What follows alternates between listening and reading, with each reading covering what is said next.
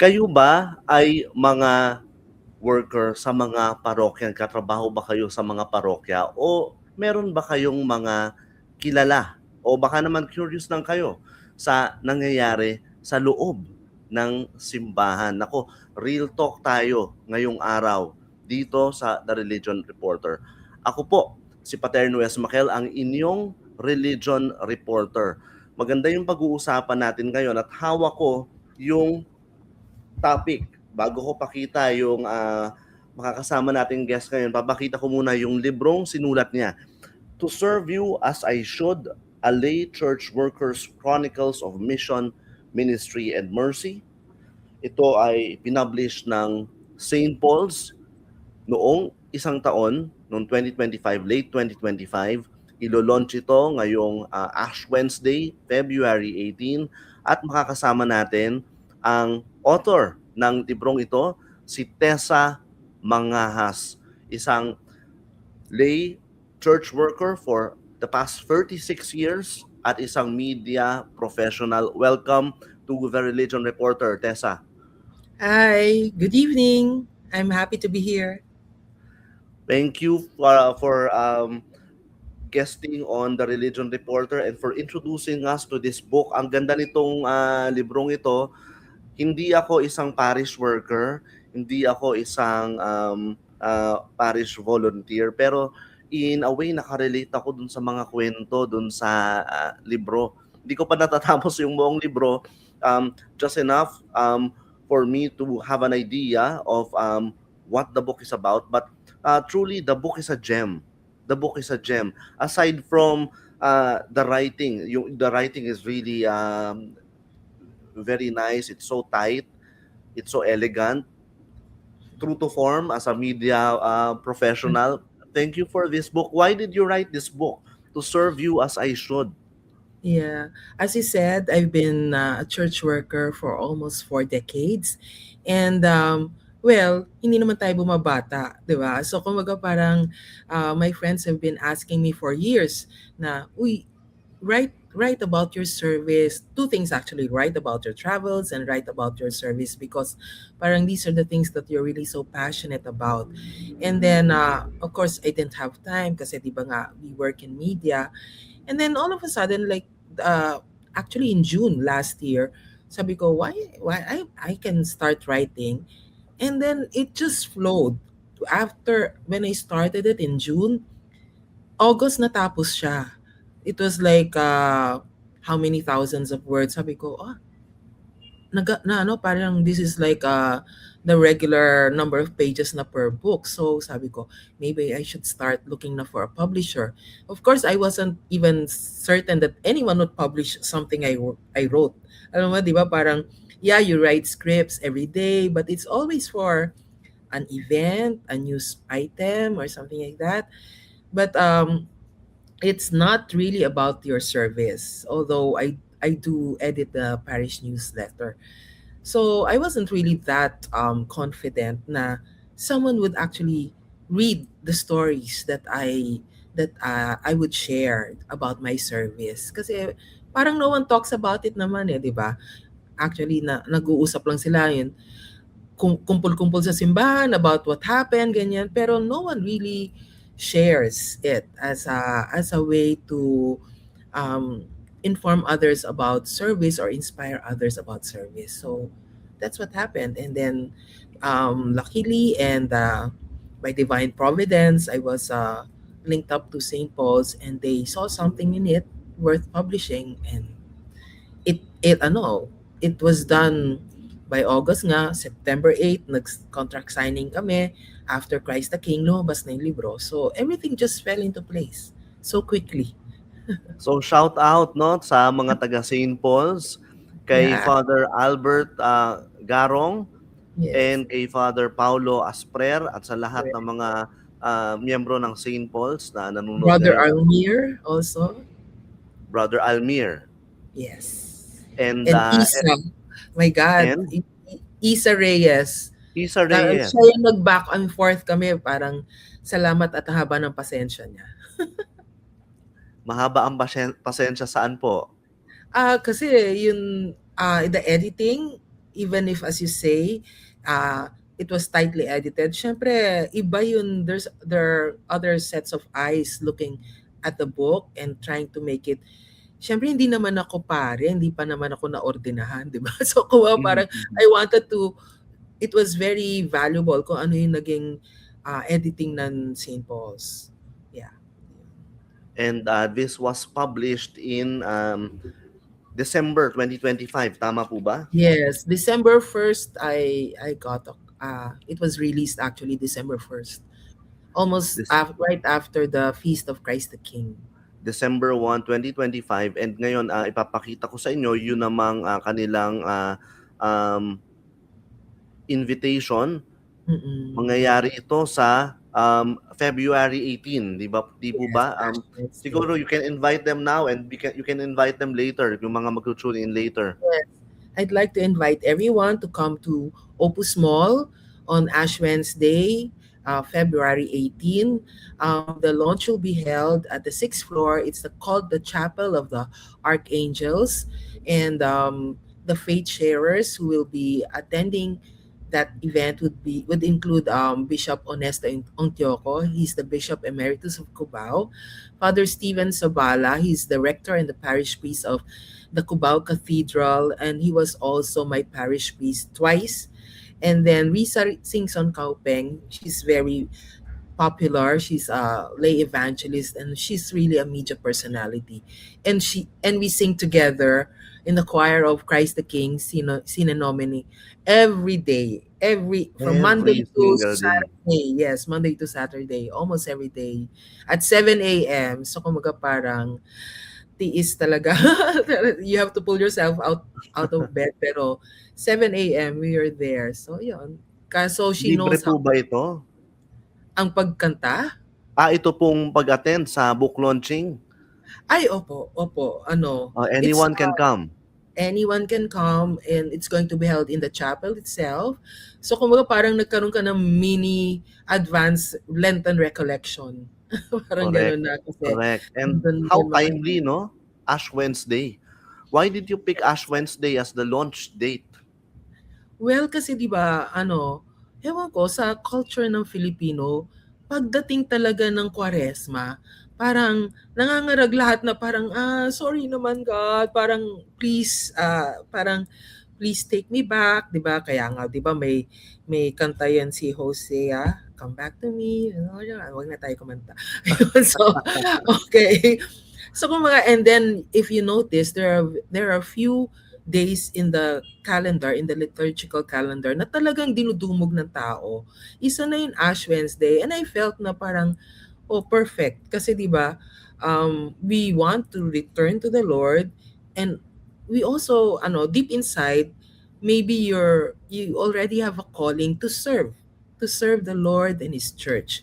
So I really felt na this was a perfect day. Yun nga lang, fasting and abstinence. Walang party-party after. Parang ganon. So, Oo. yun. At That's why we chose Ash Wednesday. And big fortunately, the faith sharers will be available on that day at nagdagdag pa ng misa sa Opus Mall. So hopefully more people will know about the book and will find time to read it. Yeah. and big time yung mga guest ninyo ha, at big time yung mga bishop na actually nag-endorse nitong librong ito, no? Papakita lang Ah, natin, tatlo sa kanila. alam mo, isa pa yan. Parang it all fell into place lang. Kasi nga, di ba, nagsiserve ako. And then, I never really imagined that they would say yes. Oo. Ang napaka surprising. They didn't only say yes, they really wrote, and they quickly submitted their contributions, like si Bishop Ness, Pakilala nag-send lang po. natin sila, Tessa, baka hindi kilala ng iba. So mula kaliwa hanggang kanan, mula Okay, kaliwa, from kaliwa, that's Cardinal Pablo Virgilio David, or Cardinal Ambo. At the time that I mentioned it to him, he was still the CBCP president. And then, di ba, he correct. keeps on shuttling from the Vatican to the Philippines. So I really appreciated, and I feel so blessed na he found time to make a very heartfelt afterword. And then the one in the middle is our new bishop, Cubao Bishop. He was installed in that position December 3rd, 2024, I believe. Mhm, So medyo mm. bago-bago pa siya. So, Oo. at galing siya sa Vatican, so hindi ko siya ganun kakilala, but still I was really surprised that he actually agreed to write the introduction. And then finally on the far right, that's Bishop Nes Ontioco. Siya yung bishop ko sa Cubao for 20 years plus. Mhm. Kasi ang tagal niya talaga. So kumbaga parang he would know the stories that the parishes that I served went through. Alam niya lahat yon, naging struggles at challenges at saka all the high points as well. So kumbaga parang siya yung unang-una nag-pass your paper. Parang ganun, nung kanyang forward. Kaya nakakatuwa lang that everything again vaulted in, and then yun, sabi ko parang nauna pa nga sila mag-submit ng mga ano kasi ng mga messages nila before I finished the book, kasi I just gave them like about 10 stories from the book, and then yun, they got it from there. So parang gano'n. Nakakatuwa naman. Oo, at dahil dito sa mga endorser ng inyong libro, kitang-kita 'no na napakalawak ng inyong, karanasan. At dami niyo na ring mga nakasalamuhang tao sa loob ng 36 years ninyo na Mm. paninilbihan sa simbahan. Ngayon pag-usapan natin yung mismong karanasan ninyo bilang isang Okay. church worker na nandito sa librong ito. Kasi yun nga sabi ko kanina, sobrang relatable ng, librong ito. Hindi niyo pinakita dito yung mga church worker bilang mga santo 'no, parang mga figurine, hindi ba? Usually ganyan ang ating, tingin sa mga church worker, lalo na kung ika'y pumupunta lang sa simbahan, tuwing linggo, nakikita mo lang sila from afar, ang nakikita mo ay parang mga anghel 'no, sa langit, mga santo na kumukuha ng donation para ibigay sa, parokya o kaya naghe-hello, nag-a-usher sa atin, nagbabasa ng word of God. Although meron din naman talagang mga angelic qualities ang mga church worker at tayong lahat. Marami rin tayong mga very human qualities. And I Exact. think that is what is unique about your book, no? Mhm. Hindi niyo sila kinarikature bilang purely angelic or purely human. You Mhm. showed church workers the way they are from your Mm. point of view. Kamusta Exactly. po yung paninilbihan ninyo, kayong mismo bilang Okay. church worker? Oo, as you said nga, as we mentioned earlier, almost 4 decades na, 'di ba? So kung mga parang napagdaanan mo na lahat. Yun siyempre yun sa umpisa, Bibo Hotdog ka, 'di ba? Parang excited ka, lahat ng schedule parang gusto mo angkinin, 'di ba? Parang available ako all the time, Oo. parang gano'n. Tapos may time na parang, uy, hindi naman siya pala masyadong nice person, 'pag ano, ang sungit naman niya. 'Di ba may makakasalamuha ka na na gano'n. Tapos Oo. and that doesn't only go for the church workers, kahit yung mga kaparian, ay hindi naman pala siya major banal, parang parang kaparehas ko lang din pala siya, medyo minsan may krung-krung, 'di ba? Parang gano'n. So, Minsan lang ba, minsan lang? I'm being kind Joke lang. siyempre, 'di ba? Ayun, so but still, tapos yon nakakapagod, 'di ba? Alam naman natin yung cycles ng liturgical season. Pagdating ng Christmas, ito na ang back-to-back simbang gabi, gigising ka na maaga. Pagdating naman ng Lent, ito na, ano, ngarag ka din sa Holy Week, 'di ba? Tapos pagdating ng fiesta, ayan, may yung mga busy and medyo slack seasons of parish life, and you sort of like parang sometimes think parang ano bang ginagawa ko dito, nakakapagod ito parang, Mhm. and at libre walang bayad. So, tapos hanggang hating gabi nagsusulat ka o kaya nag-aayos ka ng mga dapat para sa simbahan, namamalansya ka ng damit mo, ng uniform mo kasi maaga yung service mo. There's so many things na parang makes you wonder or makes you think na, oh, what am I doing here?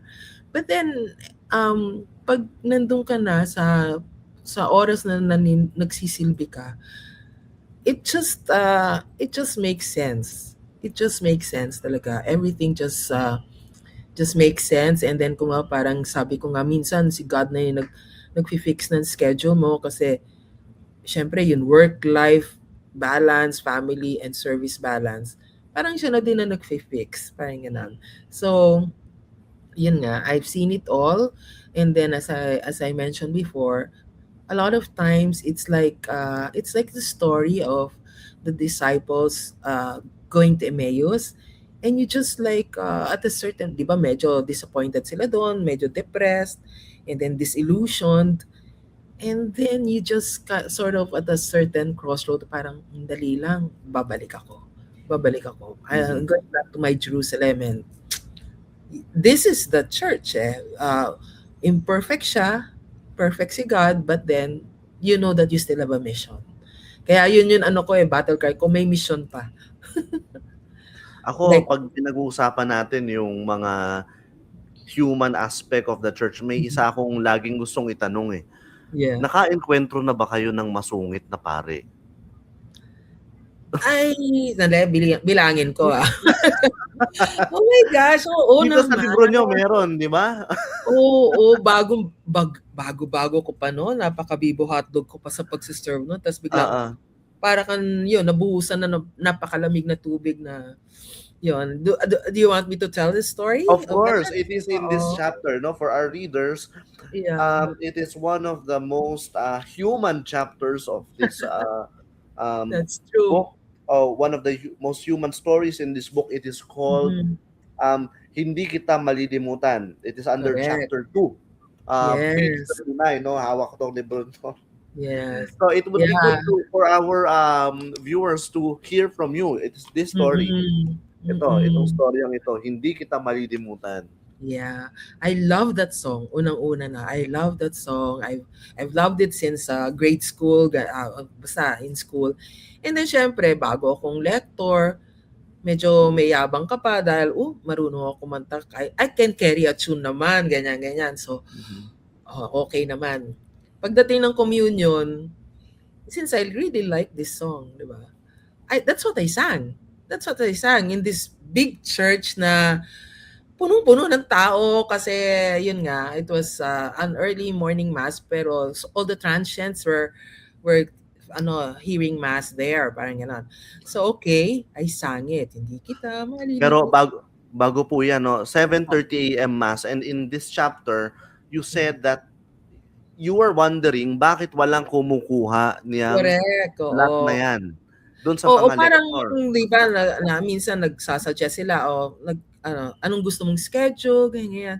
So, sabi ko, bakit bakante? Yung iba daming misa nung parokya na yun puno na yun. Okay. Pero sabi ko, oy, great blessing kasi I can still go to work, sakto, 'di ba? Pagkatapos ng misa, makatakbo pa ako sa trabaho. So yun, so I got that. And then yung unang ko doon, foray into that 7:30 a.m. schedule, di kumanta nga ako, hindi kita man, di ba? Yabang-yabang ko pa, di ba? Baka pwede po Ay, kayo mag-sample. wag na lang, di ba? Okay. Tapos yun, nagulat talaga ako kasi haba ng mga communion lines Yun. Yung pare, may he rest in peace na siya. So kumbaga, nag-about face, bumalik dun sa altar. So, wala. Diretso lang ako.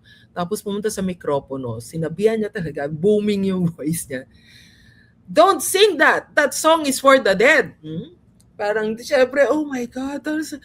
Syempre, I could feel the blood draining from my face, di ba? Parang, pero dahil nga, I was schooled in Saints ko, na madami silang mga kanta na tinuturo, I didn't miss a beat. Talagang sabi ko, kumanta ka agad ako na bigla, hanga. Parang, from hindi kita malilimutan, bigla ka, ng iyong pangalan. Segue talaga, grabe. Tapos yun, syempre yung mga nagkukumunyo, nagulat. Tapos yung iba parang feeling ko natakot. Bumalik yung pare pagbigay ng komunyon Eh, siyempre naging ano na yon, nag-trending na yung story ko kahit hindi pa uso ang mga cellphone no, nag-trending na. Pero yun nga, after that, I felt ano, kasi parishes after that, naging kaibigan ko yun, anak nung isa sa mga composer ng kanta na yon, si Stella Pagsanghan de Riquito. And then sabi ko, I always like that song. I never thought it was for the dead. Parang, sabi niya, but it was never intended to be for the dead. Sabi ko, Mhm. lalo na yung part na nakaukit sa palad na ang iyong pangalan. I really love the lyrics. And then yung pala, yung father niya, si the great Onofre Pagsanghan of Ateneo, sila yung nag-team up with Father Manuling to compose that song. Of course, hindi ko na ulit kinanta kapag yung pare, 'di ba? Mamaya ano, sabihin ang tigas ng ulo mo, 'di ba? Pero Mhm. yun, those were the times na parang bago ko pa lang ako noon nagse-serve. Kung iba siguro, yun yun na yun yung parang ayoko na mag-serve, napahiya ako. Ang laki-laki ng simbahan, ang daming tao, tapos ni-reprimand mo ako in public na nakamikropono ka pa, ganyan. But then sabi ko, well, there must be a reason. So I just kept on serving. So hindi ko lang kinakanta pag misa niya. At maganda About yung ano niyo, peace, di ba? rest in peace kay Father. Pero maganda po yung reflection ni Tessa dito sa librong 'to tungkol sa experience na 'yan 'no. Kasi of course while in this book she would recall her experiences, good and bad, it doesn't stop there 'no. Ang napansin ko towards the end of every anecdote, there is some lesson or takeaway. Right. And um, kapansin-pansin din na every time bago yung last paragraph, there is always a Bible passage. Correct. No? I think it is your effort to bring us back to the essentials. Tama ba? Exactly. Exactly. That's why I didn't put the verse at the beginning. I put it at the end. Para mas ma-appreciate mo yung experience and connect it to something that is scriptural. Correct. And I would like to read to our viewers yung iyong reflection dun sa experience ninyo dun sa masungit na pari na yon, no? Na medyo Oo. nasigawan kayo. O Baka masungit nung diabetic panahon na yon. lang. Masungit nung panahon na yon o baka Ng panahon na nakapagsungit. yun. Nakapagsungit. Mhm. Isang paring nakapagsungit nung panahong Oo. yon. Um, but I learned two valuable lessons of service that day, Tessa wrote. First, keep your composure when things go awry. It doesn't matter at that moment who is right or wrong. What matters is that you are prepared enough to do your duty to the congregation. Di ba, hindi lang ito pang church worker, pang general population ito. And second, don't hold grudges. Huwag maging farmer, huwag magtanim ng sama ng loob. Even though I was humiliated during that mass, I never let go of my 7:30 a.m. True. weekday slot. And then I liked how she ended this whole paragraph. It is never about us. It is never about the priest either. It is all about grace. It is always about the Lord. Very nice, and very heartwarming, no? Mm. Very Isa yan human and kasi, very heavenly. yeah, isa sa mga first lessons ko sa being a liturgical minister. You never call attention to yourself, and then you're always conscious about liturgical decorum. Ang dapat gagawin mo, you do not distract the congregation from the reason why they are there in the Eucharist, 'di ba? Celebrating the Eucharist with you. As it was pala, medyo na-distract na sila. But it wasn't my fault, 'di ba? But then, kumaga, bumalikwas ka kaagad na para bring it back to the celebration. Parang gano'n. So, it's a good thing na top of mind, meron din akong ibang kanta na alam. And yun, that's one thing. That's also one of the things that guide me. It's never about you. So it's never about how well you read. It's never about how great you look in the altar, how well pressed your uniform is. it's always maganda na yun na kung ano yung ginagawa mo, yun na focus nila. It helps them focus on the Lord. Yun. Mm. And the gospel, the Bible reading you chose for this episode is very beautiful. It's from Isaiah chapter 50 verses 6 to 7. And let me read it for the viewers. I gave my back to those who beat me, my cheeks to those who tore out my beard. My face I did not hide from insults and spitting. The Lord God is my help, therefore I am not disgraced. Therefore I have set my face like flint, Yes. knowing that I shall not be put to shame. Because you were put to shame in Oo. that experience. But at the end of the day, nabawi ninyo and you have Mm. the assurance of God in Mm. Isaiah that Mm. I am not disgraced and Mm. I shall not be put to shame. Diba? Ang ganda nung the whole You know, thing, the that's whole experience. reading. That's a standard reading, I believe, for Holy Thursday. Oo. Holy Thursday.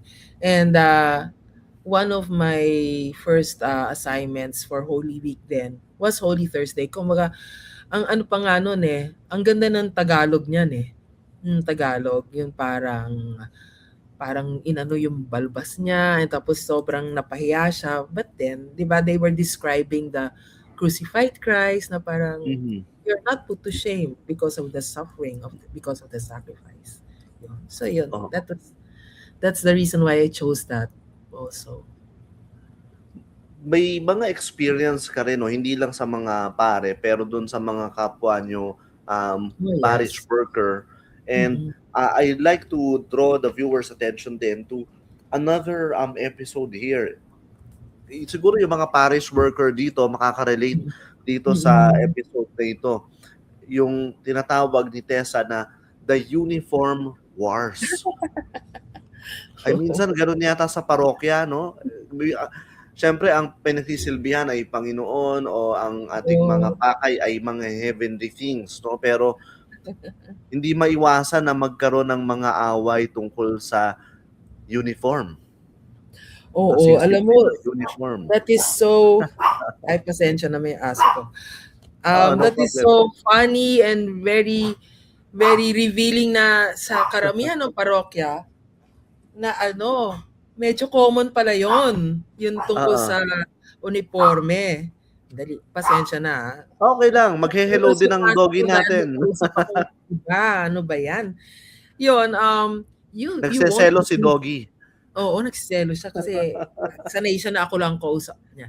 Anyway, napansin ko yan, so much time is given during the meetings, the general assemblies, on uniforms. At sabi ko, parang parang ang dami naman pwedeng pag-usapan, pwedeng mong gamitin yung oras para mag-formation o mapag-aralan yung tungkol sa ministry mo. Pero they get a lot of a lot of parishes, they get bogged down by the uniform. Ito most especially yung babae kasi pag lalaki naman, barong lang yan puti at saka black pants. Ganun lang yon. So it's really a no-brainer. Pero sa mga girls, bakit ba kailangan sobrang nakakasawa na daw, minsan parang mukha daw bangkera, tapos minsan lagi na lang daw puti at itim, ganyan. Tapos it came to a point na yung iba nagdadala pa ng designer. Meron silang mga studies na designed by very good designers. Tapos sabi ko, oh my goodness, siyempre ikaw na-excite ka din deep inside, parang ang ganda naman ng styling, ng design. Pero yun nga iniisip mo, nag-aaway-away na dahil doon. Yung iba ayaw kasi mahal o kaya Mhm. kapipili lang nila ng uniforme nila. Yung iba naman gustong-gusto, atat na atat kasi yun nga nagkakasawa na daw, tas hindi daw maganda, ganyan. It's an old style.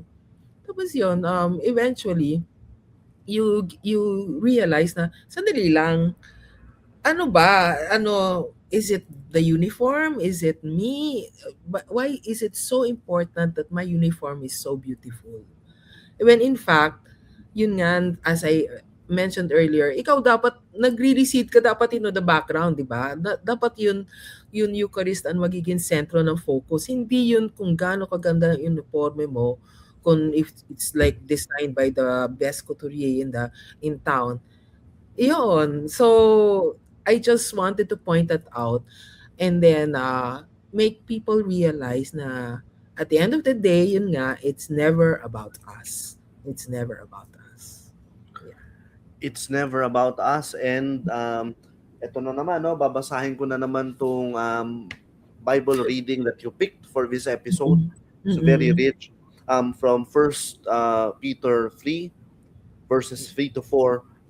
Your adornment should not be an external one, braiding the hair, wearing gold jewelry, or dressing in fine clothes, but rather the hidden character of the heart, expressed in the imperishable beauty of a gentle and calm disposition, which is Mm-mm. precious in the sight of God.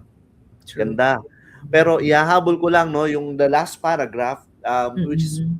very relevant and Mm-mm. relatable to many of our viewers. Mm-mm.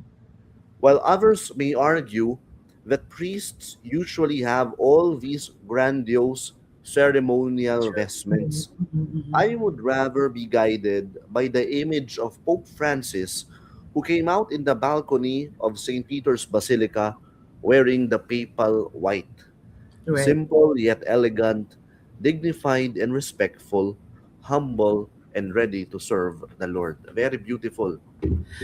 Actually, that's also, I think, the spirit of the message of the introduction of Bishop Eli Ayuban, Cubao Bishop Eli Ayuban. He mentioned that na kung mga parang everyone was so surprised that when Pope Francis came out, he wasn't vested in the usual, magarbo garb, but he was in the white, the white vestment, which is very Mhm, simple. Yun. He mentioned mhm. that, and I remembered that when I was writing it also. Oh, and this is a very fitting reminder, no, for everyone who wants Mm-mm. to serve. Kumbaga hindi ito pageant. Hindi Mm-mm. pageant itong pagsisilbi sa Mm-mm. simbahan. Mm-mm. Pero alam mo, hindi mo naman masasabi na kunyari yung mga pare, madami silang mga ano, 'di ba? Yung mga magagandang vestments, 'di ba? But Yes. still, I think it's also tradition. It's also part of the tradition that they wear certain vestments that's appropriate for the fiesta, I guess, something like that. So we don't bash that. Hindi Ano yan natin eh, minamasama. hindi natin manamasama yun. Pero ang gusto ko lang i-point out, yung for instance, the issue of the uniform, nawawala na kasi dun sa tamang pananaw, sa tamang perspective. Yun, pag masyado kang conscious, personally, I don't think there's anything wrong with white and black forever.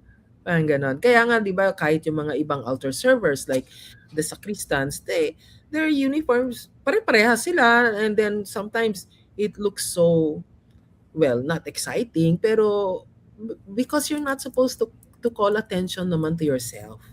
Yun nga. So yun, that's my perspective about the uniform wars. Nakakatawa kasi talagang if nakaka-attend ka ng meeting, ay, ano ba to? Ito, uniforme pa rin. Parang pangatlong General Assembly na natin pinag-uusapan ito. Yun. Oo. And siyempre sa simbahan, hindi lang yung mga uniporme ang pinag-aawayan. Mm. Minsan din may nag-aaway dahil sa mga bulong-bulungan, no? I see that Ay, madami. uh, you have a chapter about toxicity. Toxic. Minsan nagiging toxic din, 'di ba, ang Oo. paninilbihan. Mm. Hinahanap ko lang yung chapter na ito, no. Madami Um, din marites. Marites. Marites. Sa totoo lang, totoo po ba Mm. na yung mga pinaka-tsismoso o tsismosang tao sa Mm. isang barangay, makikita Mm. niyo sa simbahan? Posible naman, pero hindi naman siguro sa lahat ng pagkakataon. Pero posible, hindi naman siguro lahat. ng pinakachismosa, pero there will be quite a number of people na ganoon na Mm. iba nga yun, iba. Minsan kapag nakikita na nag-huddle after the mass, yan, ibang mga church service, ayan, chismisan na naman ang chismisan, di ba? Parang ganon. Yun na Mm. from the point of view of the others who are not really active servants. So, meron din talaga. So, kung mga parang talagang dapat mahirap i-effort minsan na parang wag mo na sabihin sa akin yan. Parang hindi Pero naman yun makatutulong sa paglilingkod natin, 'di ba? Parang okay. And then yun nga, meron sinabi, first kapag may problema ka, kayo dalawa muna, kapag hindi makinig, magdala ka na isa pa, ganyan. Pag hindi talaga makinig, magdala ka ng kung sino yun, siguro yung parish priest na bahala siya correct. mediate. Pero dapat tumigil na sa'yo yung chismis, 'di ba? Sana nga Oo. hindi mo na lang narinig, pero tumigil na lang sa'yo yung chismis. Pero 'wag mo na isiwalat sa iba because then do'n ka nagkakasala. Ito Hindi mo Tessa, naman maganda kasalanan 'tong kung walang comment sinabi ni sa'yo, 'di ba? Pero kapag kinalat mo na, ay naku, yun na. correct. Mm. Ito, may nag-comment sa'tin, salamat, Franz Lopez, isa sa mga supporter and partner ng The Religion Mm. Reporter.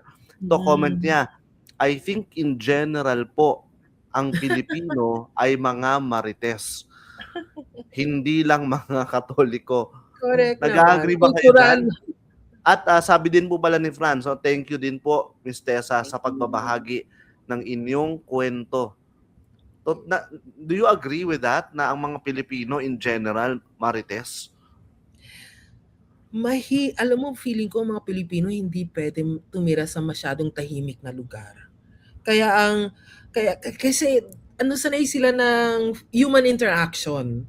Napansin ko 'yan, 'di ba, madaming Pilipino sa Italia, kasi maingay din sila, eh. Maingay din sila, hyper din sila. Sa totoo lang yung mga Italyan, Oo. arrivederci, ma kaya sak na sak sila do'n. Pero kapag kunyari there's some Filipinos na nag-work sa medyo tahimik na lugar na paglabas mo wala kang nakikitang kapitbahay, umuuwi ka agad yun, homesick. 'Di ba? Wala kasing ka-human interaction. And I think that's a cultural trait that we can utilize and also be proud of, kasi kumbaga parang at least mahilig tayo makipag-usap. Sana lang wag lagi naman tsismis, 'di ba? Wag fake news, parang gano'n. Mm. So, and I think that also helps us in our mental health kapag may kausap ka. Kaya nga yung iba, 'di ba, medyo nabaliw-baliwan kapag nung nag-lockdown kasi walang makausap, parang gano'n, 'di ba? So, Oo. yun, the marites, a factor there can be good or bad, 'di ba? Kasi meron talaga iba gusto nila malaman kung ano yun, "Oh, what's happening in your life?" Parang gano'n, "How can I help?" May mga gano'n talaga, totoo. May iba naman talagang gusto lang magtsismis, parang Mhm. makialam ng buhay na may buhay. So, you Oo. just to And, dito sa inyong, chapter 'no, itong, about, toxicity, mm, meron pa kayong binanggit dito, yung, um, mm, first, the toxicity of gossip 'no, you mentioned that. Then right. you mentioned the toxicity of the tayo-tayo culture. Yes, oo, Ano oo. ba yung tayo-tayo culture? Yung kunyari Sa simbahan? meron kayong mga friends, may mga cliques kasi, 'di ba? May mga cliques. Ay kapag yan maghe-head nung project, ayoko sumali. Hindi ko Aha. siya feel, parang gano'n. Dahil hindi Wala lang lang. feel. Oo, hindi lang niya feel yung tao, parang I don't know, hindi niya type yung pagmumukha or something, hindi niya type yung pagsasalita. At tapos kumbaga parang kampi-kampi. Parang, "Ay dito tayo kasi nandito si sister something." 'Pag dito naman, "Ay dito tayo kasi ayoko diyan kasi ano 'yan, palpak." Parang gano'n. May mga gano'ng merong gano'n ka napapansin. Pero yun nga, that's something that you really have to parang guard against also. Kasi eventually parang At tapos minsan pagalingan pa, "Ay ako ministry 'to, ito yung na-raise namin, ang ganda-ganda ng project namin, ang daming dumating, hindi nilangaw yan aming Oo. project." Parang gano'n, yung outreach namin daming tao, successful. Tapos isa naman, ay ano, parang parang yan naman lagi ang ginagawa niyo, parang what's new, parang it's not creative, parang pamatanda lang yan, ganyan. So may mga gano'n things ka na na-observe. Pero eventually, iisipin mo naman talaga, ministries are supposed to be working together for a single Mhm. purpose, 'di ba? Hindi naman ito competition na kung sino Oo. mas maganda yung project, kung kaninong project mas madaming nakolekta na donation, hindi naman gano'n yun eh, 'di ba? Correct. Yan nabanggit niyo nga yun dito 'no, that the third tendency that you pointed out is a tendency to compete, and Mm, refuse, collaboration. Alam niyo correct. nung nabasa ko yung mga toxicity na yan Mm, from my own point of view, as a Catholic, ang naisip ko dito, these are, lay church workers, and mm, their mantra should be service. right. But in Mm, every good work that we do, I think the devil tries to find a way to subvert yes, of course. subvert the Mm, will of God, or subvert mm, the purpose. the purpose of everything, the purpose of what you want to do. So Mm, I think overall the dynamic that I can see dun sa mga inyong mga kinuwento ng mga human story is the tug of war between um, service and pride, right. hindi ba? Tama Because ka diyan. I serve because I want to be higher than others. Then Mm, it defeats the purpose of service. Service mm. is you have to be lower than the low, Yes, hindi ba? exactly. Mm, Servant of the servants of mm, God.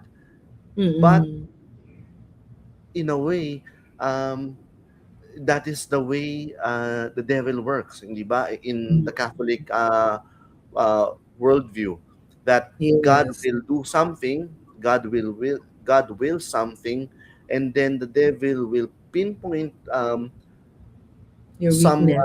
some weakness and subvert Yeah. that purpose. Do you see that as well? Oh, yes, very much.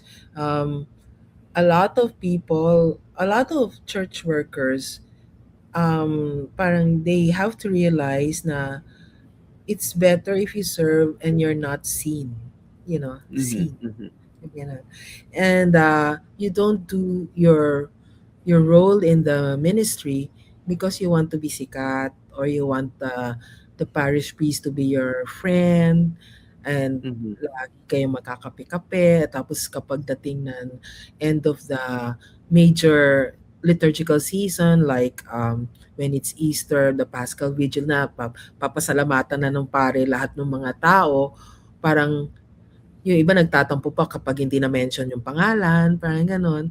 So, it shouldn't be like that at all. Kumbaga, and that's why also in our parish, in Christ the King, right now, there is like a very conscious effort for collaboration. Parang you do not do things to glorify yourself. Yung gano'n. So, at saka tama ka, parang yun ano, 'di ba, yun yung first gospel ba ng first Sunday of Lent, yun the devil is tempting God, Jesus, 'di ba? Na I'll give you all the riches, I'll give you all the things that you can be proud of. But then you have to shun, try, really, it's not very easy to do, but you have to shun it as much as you mhm, can. As much as you mhm, can. And then lagi ka dapat meron lagi ka dapat meron step back, o did I do it in the spirit of genuine service, or did I do it because gusto ko makilala, gusto ko mapansin, gusto ko mapasalamatan, gusto ko mapuri. mhm, Ganoon. So, it's not easy. It's never easy kasi syempre tao tayo eh. Tao tayo, 'di ba? Sarap kaya mhm. ma-affirm. Oo, Sarap correct, correct. Ayan. pero lang. Sabi ni Franz, totoo yung tayo-tayo culture sa mga communities din, ganyan ang nangyayari ngayon. Si Franz belongs to the photography and videography Oh, community, and so okay. feeling ko may mga ganyan din doon. And then this, Napapansin din niya. Oh, Liza Rodriguez, she said, great podcast. Thank you, Liza.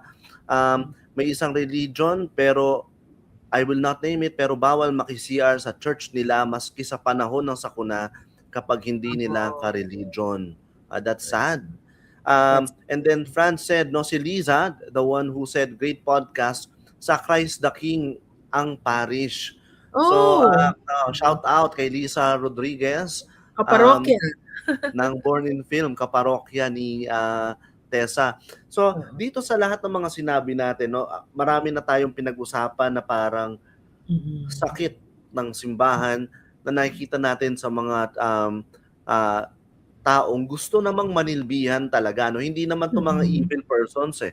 These are Hindi. people who genuinely want to serve the church. Mm, mm, And lahat naman tayo, we always are a mix of good and evil. And we are innately good, but um, we always have that tendency to do evil things. mhm. So these church workers who try to do good, ano naman yung um, antidote for you? No, asa kayo na ay parang ate nila o Hmm, tita nila, hindi pa mm, lola, mhm. ate at tita May lang nung lola mga na ako, 4 lola times na kayo. over. Yeah, I have 4 Ah, lo grandchildren. Talaga. Yeah. Lola na pala kayo. Shout out pala sa Ah, mga apo ko, Brayden, oo. Gabriel, Miguel, and Rafa. Wow. Oo, So, baka sabihin nila hindi ko sila binati. oo, ate na kayo, tita, mami, Ate ng bayan ako. oo, lola, yung mga ibang church worker na mas bata sa inyo, Yes. nanghihingi ng tips sa inyo, no? Paano maiiwasan lahat ng mga narinig natin kanina? Paano mo Mhm. lalabanan yung inggit? Paano mo lalabanan yung pagkapahiya kapag pinahiya ka ng isang paring nagsusungit? Mm, mm, Paano mo titiisin yung pagchichismis sa'yo ng ibang tao? mm, What is your mm, secret? For the past 36 years, what has been mm. your secret, your guiding light? Alam mo nun pandemic, isa sa fears ko talaga, sobrang na-stress ako nun. Oh my God, hindi na ako makaka-serve kasi lockdown. Sa totoo lang. And then kung parang sabi ko, parang serving the church pala has become so part of my DNA na parang I would be clutching at straws kung hindi ako mag-serve sa simbahan. I feel na parang it's really part of me na. Ngayon, to answer your question, like how do you combat all these things that happen, di ba? Mhm. Formation, you attend retreats, and then you have moments of solitude na parang you assess your objectives, your motives for being here. And then when you say about the young, actually isa yan sa mga parang advocacies ko, how to rein in the young sa pagsisilbi kasi 'di ba karamihan sa kanila either they get bored, they feel that things are too ritualistic. Number two, they feel that they don't have a relevant role. So kumaga talagang yung maghahanap, effort yan para dun sa mga, especially the children's ministries, to find a way na maramdaman ng mga kabataan that they are needed in the church. Of course, pag dadating yung mga, syempre kahit mga bata may mga intriga, lalo na kapag yung mga nanay ang nasa likod ng mga intriga, gano'n, di ba? Pero ayun, kailangan maano yung formation ng mga mapabata man, mapamatanda at, yun lagi kang magre-reassess, "So, why am I here?" That is also always a question that you should keep asking yourself. And then yun na nga, you should say, "Okay, I can be like this, I can serve, but not necessarily in this role yet. O baka ito ang dapat kong kalagyan ngayon. Dapat lagi kang open also. Like kasi I started out being recruited first as a lector, and then naging parish information ministry because maybe because of my background. Tapos naging worship ministry ako, coordinator ng worship ministry kasi nagpunta sa Amerika yung totoong, yung dati. Tapos nung nagpalit ng ginawa kang public affairs. So kung parang you should always be open, wag kang maging stuck dun sa parang you're claiming it na as your fiefdom, na ito yung ministry ko. You should always be open to the proddings of the spirit that you cannot hear unless you also have quiet time for yourself, have moments of solitude, lots of prayer time, yun lang ang masasabi ko. And then yun na nga, God works His wonders. Siya yung nag-aayos. O, dito ka muna. Actually, Ka na muna maganda yung sinabi mo, Tessa, no? Oo. Sabi mo, it's important for church workers to ask themselves, why am I here? Exactly. So, let me ask you, Tessa, why are you here? Why are you serving the church despite all the difficulties that you have faced for the past 36 years? Well, as I mentioned also in the book, my mom used to sing a beauty. Well, it's a regular song to my son, her grandson, no. Yun unang yung panganay na apo. And ang paghele niya, yung kanta yung Seek ye first the kingdom of God. Yun. And then busy na ako noon, nagse-serve din ako na noon that time na yon, maliit yun, sanggol pa yun anak ko. And then talaga it really struck me. Totoo naman pala talaga, if you seek first kung ano yun gustong ipagawa sa iyo ng Diyos as per your discernment, everything falls into place. And I feel that that's why I'm here. I didn't even plan to write the book this year, although I felt it was a good thing kasi medyo milestone year last year sa akin. But then, yun nga, di ba?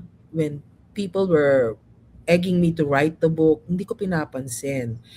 And then when it finally happened in June, ang bilis na tapos. And then ang bilis na publish, ang bilis na release.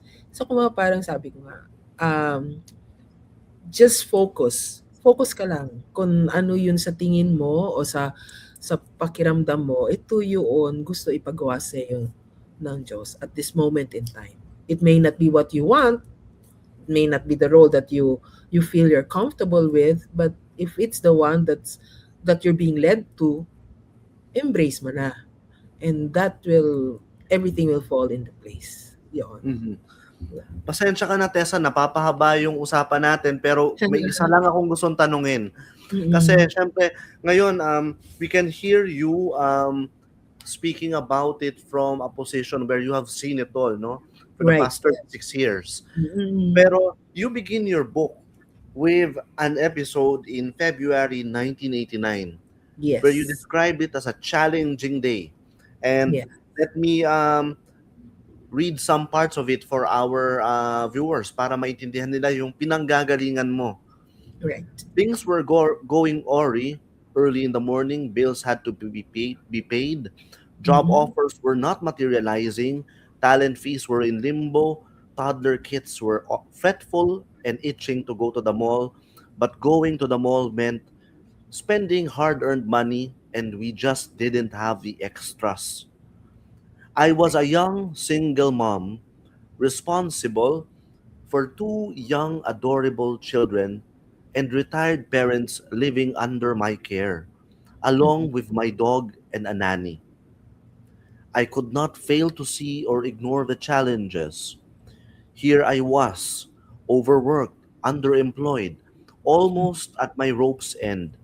I felt exhausted in every way, physically, spiritually, psychologically, and emotionally. I could not see a bright future on my horizon, not even for my 4-year-old son and my 2-year-old daughter. I was young, barely 30 years old. napakabata Yeah. niyo pala no'n 'no? Yet Oo. all seemed bleak. How did I become such a loser? Sakit. Then my feet brought me somewhere near the corner of Anona Street and Aurora Boulevard. Correct. A big church looking a bit too dusty, suffocating, and congested. Yet somehow I felt the need to enter this church. It felt like I was being pulled inside. You did Mm. not begin your adult life as a church worker na kaagad, hindi ba? Ay, no, no, no. You started from that point Mm-mm. of despair. Were you Mm-mm. religious at that time? Sorry? Were you religious at that time? Did you consider yourself religious or a churchgoer Well, or my family is very devoted to the church kasi my grandmother was some sort of papal awardee. Tapos we grew up with kami yun may-ari, no, our family owned the resurrected Christ for the parish, the image of the oo, resurrected oo. Christ. And then I went to Saint Scholastica and I attended mass 7:15 a.m. naman yon every day. Ah, Pero I was nun early adult life ko, hindi naman ako nag nagwo-work sa simbahan. Nagsisimba kami every Sunday, pero I was really engulfed with work. Daming work ganap. din. Tapos syempre maliit pa yung mga bata. Tapos my parents were with me. So kumaga parang serving the church siguro at that time, although hindi ko consciously iniisip, would have been like a distraction at best and an obstacle siguro at worst. Diba? Parang you're taking away time from my family, from my work. Mhm, But mhm. then yun nga, that particular day was really weird. Yeah. Yun parang naglalakad ka lang. Hindi naman ako umabot ng Pangasinan na medyo tularo, 'di ba? Pero yun, you just heard it and then nagsimba ka, wala ka na intindihan sa readings, hindi mo naintindihan ang homily. You just went through the motions, tumayo, umupo, lumuhod, tumayo, umupo, lumuhod. And the only thing I heard was the call for lectors during the announcements. Yun lang talaga. So kung parang, oh, okay, that's the only thing. And then it was comforting. But then I went home, sabi ko, ay, sige, attend ako. Kung pwede. Parang ganun. If my work parang I'll have time from work. And I did have time. So kung parang, I don't know if it's religiosity or it was just really a call that I answered. I And responded. your response to that call, how did it help you in the past 36 years? Ay, naku. Especially in your work as a media professional and also as a mother, a single mother. Kasi dami naman talagang challenges ang buhay, no? Lalo na if you're a single parent. But then, nakakaano siya eh. Alam mo yun na kahit kunyari, ang dami kong script deadlines. Mhm. Pero sabi ko, time out muna. Gagawin ko muna ito yun sa simbahan. Yun ang kailangan nila. Oo. Sulat muna ako nung para sa newsletter. Tapos yun, nakaka-recharge naman ako. And then yun nga, siyempre madami ka na naging trabaho. Pero yun, kunyari meron akong trabaho na to was really high up there sa social capital, very lucrative and all that stuff. Pero when I felt that I was parang neglecting the church, my work in the church na I felt was sustains my soul, di ba? I made the decision to leave it. And everyone was parang react, ha? Bakit ka nag-resign? Parang, happy ka naman, di ba? Ganyan. I just felt that there's a void na hindi ko mapunuan kasi nga nakakain na yun oras ko for my church service ng ibang bagay, ng ibang distraction. So kumaga siguro yun that's why I feel that I I will serve until I drop. Parang ganon. Siguro even if I drop, I will still serve. I don't know. Nakakatawa nga dahil relate, bigla akong this year naging coordinator ng Sunrise Ministries aside from Mhm. being social communications. Alam mo ba yung Sunrise Ministries? Para sa seniors. 'di ba? Talaga? Sabi kasi nung PPC head namin, baka they need a young senior, parang gano'n, okay. Tapos talagang sabi ko parang, "Oh, okay. I want to make them feel that there's life after being retired." Parang retired, parang ang gawin mo mag-retire ka na lang, as in like a new tires, like new tires, parang gano'n. So, yun mga ano ko, sabi yaanes ako mga kabataan. Gustong-gusto ko din na sobra akong aliw na aliw kapag, we have a children's mass na 4:15 na blockbuster. It's the most attended mass during Sunday. Sobrang nakakatuwa na parang, oh my God, kahit na mamatay na yung mga masosyonda, buhay yung simbahan kasi nandito itong mga bagets na to, di ba? Correct, Parang correct. may continuity, di ba? At the same time, you don't shun the thunders, di ba? Hindi mo kasi meron pa rin silang value if only to pray for the needs of the community. Lahat may value, lahat may role, lahat may dapat gampanan na paglilingkod sa simbahan. So yun yung Correct. mga ano, sabi ko. Yun lang. Tessa, I'm down to my... Explain it. Oo, you were able to explain it very well. And ang dami natin pwedeng pag-usapan, but sadly Yes. we're going we went over time, and it's really good because I know. maraming mga natutuwa sa mga kwento mo, but Thank in the you. interest of time, I would throw my last question, but before that, Mm, shout mm, out kay Mamita, nanonood daw siya ngayon. mm, Hello po. At sa mga kapamilya ko rin na nanonood, hello mm, po. At sa mm. mga kapamilya ni Tessa na nanonood ngayon, meron ding Yes. nasa abroad. Yes. Salamat din po sa panonood ngayon. Para dito sa aking huling tanong, no, ipapakita ko itong a little slideshow of the things that her experiences sa parokya, no. Ito Yeah. nakikita natin dito sa sa um, screen. Ito yung mga kasama ni Yeah. Tessa sa parokya through the years, no. Salamat Yes. sa pagbibigay nito mga photo Oo. na ito para Yes. makita lang ng mga tao na yung mga parish workers, yung mga servants sa parokya, hindi naman yan yung mga ano Masaya lang, parang mag-serve. masaya. Masaya. Hindi hindi ito mga namimitpit na merong dalang patpat, no. Oh, Oo, pag sa iba-ibang makuleta, mga parish priest. yun lang ang naiisip ng mga tao eh. Pero Mm, para makita rin ng mga tao, no, it's very rewarding from mm. your point of view um, to serve in parishes. Ngayon, Yeah. Tessa, ang tanong ko ngayon, no, syempre sigurado ako na meron sa ating nanunood who Mm, might be in the same situation that you were mm, mm. in February 1989 when you were lost, and Yes, when oo. you just randomly entered that church in Aurora Boulevard. I think that was St. Joseph Shrine Correct. in Quezon Mm. City. And Yes. there are people who might be lost right now, who might be Mm, depressed, who might mm, be looking for a bit more meaning in their lives. And mm. maybe you can try to invite them to Yes. your way of life, no? The Mm, subtitle of your book is To Serve You As I Should is the title. The subtitle mm, is A Lay Church Worker's mm. Chronicles of Mission, Ministry, and Mercy. Yes. How would you Okay. invite them, especially the young people?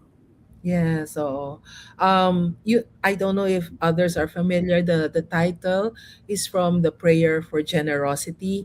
So kung mga parang I think if you're in the doldrums and you really feel kind of lost, there is really no other way to find your way, but if not through God. And then about serving, I think kaya nga generosity eh.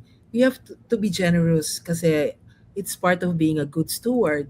If you're gifted with time, talent, and treasure, it's not yours. It's for you to share.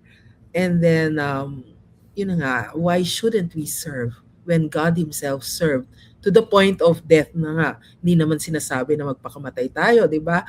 Pero yun nga, There's always a way. I led, or still am leading a very hectic life. People who know me know that, but still you will find a way to serve, and you don't have to neglect your family. In fact, you can be the magnet for them to serve as well. That's what I want to, kasi like I'm very happy when I see families serving together. Yun, lay minister yung tatay, lector yung nanay, tapos yung mga bata, altar servers, parang yung PPC coordinator namin, tapos ganon, meron mga ganon talaga. So, just be generous of yourself. Yun yung ano ko. And then, eventually, you'll be comforted because even if there's so many challenges in serving the church, at the end of the day, it's really a great joy that you cannot live without. That's all. Tessa, in one line, Mm-mm. what is one prayer that strengthens you every day? Hmm. Actually, yun yun in English lang eh, 'di ba? Yung Prayer for Generosity. Pero one of the first songs that I loved when I was serving, I learned this in St. Joseph, is Panalangin sa Pagbubukas Palad. 'Di ba? Yun, the lines there are so beautiful, and touch na touch ka na talaga dahil parang namakibaka na hindi, I forget the lyrics, Ang parang yung makibaka niya mali. oo. Hindi ako singer katulad mo. Panginoon, turuan mo akong Akong maging maging bukas. bukas palad. Turuan mo akong maglingkod sa iyo. Gano'n mahaba nun eh. Na Ang hirap nun. magbigay ng ayon sa nararapat Nararapat na na walang walang hinihintay mula mula sa'yo sa'yo. na makibakang Makibakang di di inaalintana. inaalintana. Ay, Diyos ko! Singing portion? Ano ba yan? Thank you very much, Tessa, and it was a really Thank enriching you. conversation with you. And now, allow me to flash on the screen again the invitation. Oh, And, yes. feel free to invite the viewers who have just tuned in. Okay, guys, Ash Wednesday, I think a lot naman sa inyo magpapaabo. Agahan nyo na lang ng dating on 2 p.m. on Ash Wednesday sa Church of the Archangels in Opus Mall. Malamig. Malamig doon. Magdala ng balabal. Tapos, join us for the book launch and for the faith sharing of our dear friends in the church, Bishop Nes Onchoco, Father Steve Sabala, and Lisa Singsong Kaupeng. And then there are some musical numbers also by Monica Uy and church friends. Hindi ako kakanta. Hindi ako kakanta doon. And hope that you will also grab a copy of the book. St. Paul's edited it very beautifully. And as you can see, ang ganda din ng cover, di ba? Ang ganda yan. Napakaganda. Correct. Put nila yan, di ba? And Oo. then,